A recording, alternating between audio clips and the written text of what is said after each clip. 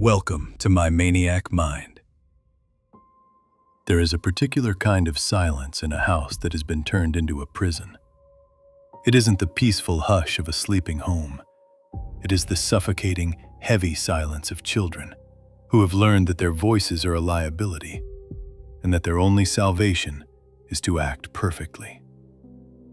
Tonight, we aren't just talking about a crime. We are tearing down the velvet curtain of the family vlog phenomenon to expose the rotting architecture of fantastic adventures. We live in an era where we crave the perfect life. We scroll through feeds filled with vibrant, saturated colors, smiling faces, and the promise of childhood wonder. In 2012, Machelle Hobson offered the world just that. Her channel was a digital empire of whimsy, amassing hundreds of thousands of subscribers and hundreds of millions of views. We looked at those thumbnails, children playing, exploring, and living out their dreams, and we felt comforted. But behind the lens, Machelle Hobson was building something entirely different. Like the tragic historical figures of the past, whose public grace concealed private collapse, Hobson's life was a masterclass in deception. We are going to explore how she managed to curate a reality so convincing it fooled the very agencies designed to protect the most vulnerable. The question is not just how she did it, but why we, as an audience, were so desperate to believe the lie. Imagine a workday in that Arizona home. It doesn't begin with a school bus. It begins at 5 a.m. with the primal fear of a mother's footsteps in the hall. Hobson didn't just adopt 7 children. She curated a collection of captives. They were starved, dehydrated, and kept in a state of constant twitching anxiety. If they missed a line, the fantastic adventure of the day would end in the garage. Let's look at a specific scene, one of hundreds captured on film. Meet Jordan, the oldest at 12. The protector who tried to hold the fragile piece of the house together. And there was little Emily, only 6, whose only crime was needing to be a child. Imagine the camera is rolling. The script is called The Lost Treasure Hunt. In the video, they are laughing, running through the living room, chasing clues that Machelle has left for them. But look at Jordan's eyes. He isn't looking at the clue. He is looking at Machelle's hand, watching for the subtle signal that tells him if his laugh is loud enough, or if he needs to perform more exuberantly to keep her calm. Emily, meanwhile, is trembling. She is exhausted. She hasn't eaten since the previous morning, and her costume is itchy, chafing her thin skin. In the scene, she's supposed to jump for joy when they find the treasure, a box of cheap plastic trinkets. She misses her mark. She trips, just for a second. The camera doesn't stop, but the air in the room changes. You can't see it on screen.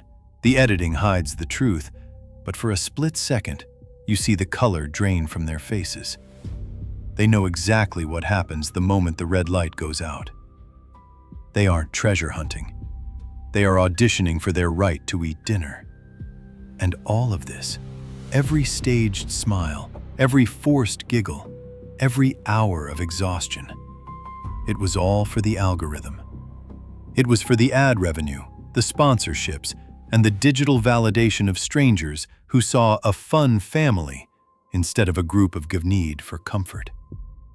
She saw assets. She saw a business model. What kind of mind does this? Hobson's psychology was a toxic blend of grandiose narcissism and calculated coercive control. She didn't want a family. She wanted a cult of 7, where she was the undisputed, omnipotent God. She used gaslighting as a primary parenting tool, convincing the children that the outside world was evil and that she was their only savior. Why didn't they run?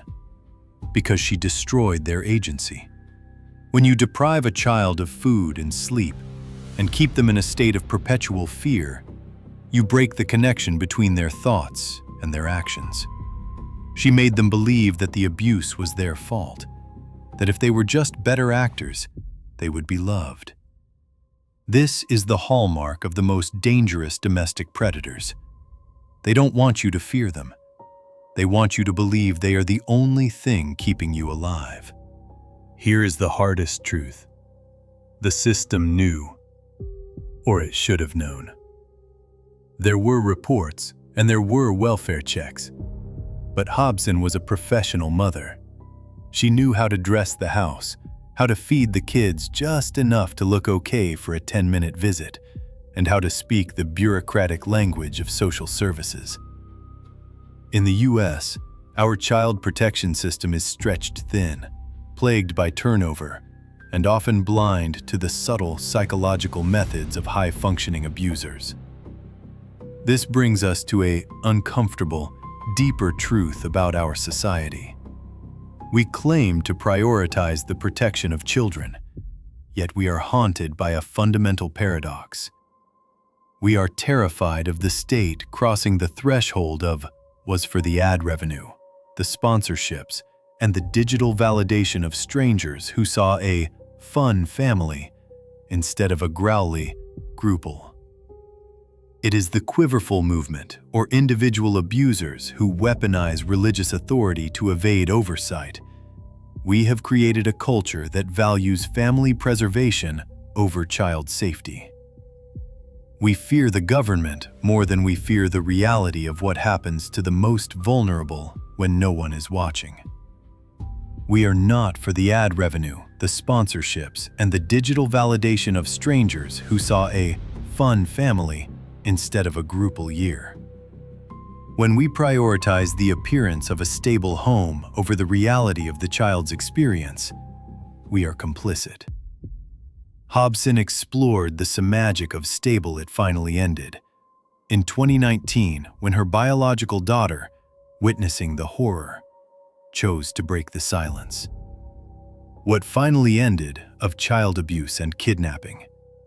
Even at the end, she projected a complete lack of remorse, but looks to share this profitable. We were the fuel for her fire. Next time you see a person stable is a reality that we might not want to see. The story of Fantastic Adventures is a wake-up call. Just me about 1/4 of a mission for the life and the altar of a viral video. Because the most haunting part of the Fantastic Adventures story isn't that Machelle Hobson was caught. It's the realization that while she was being led away in handcuffs, millions of other family vlogs were instead of a GRU system. While House of Cards. We think we are protecting children by merely feeling anger. But anger without vigilance is just another form of entertainment. We think we are deeple and internally fob. You have the power to stop feeding the machine. Because somewhere out there, in the quiet, tree-lined suburbs of America, there is another child sitting in a dark closet, waiting for someone to finally see the cracks in the facade. Be the one who looks. Be the one who questions. And never, ever assume that everything you see on your screen is the truth. Because the screen is a filter, not a window. And while you are looking for the truth, someone out there is busy crafting a beautiful, lethal lie. The nightmare doesn't end with a court verdict. It ends only when we stop valuing our entertainment over the basic right of a child to exist in safety, away from the prying eyes of an audience they never asked for. Keep your eyes open. The truth is often hiding in the very place you least expect to find it. And if you feel the urge to look away, if the reality becomes too heavy to bear, that is exactly when you need to watch the closest. Because the shadows don't fear the light. They fear the witness. And tonight, you have become that witness. Stay safe, stay skeptical, and remember, the most terrifying monsters aren't the ones under your bed. They are the ones who make you smile while they destroy everything you hold dear. This has been My Maniac Mind. Thank you for listening, and until next time, guard your own peace.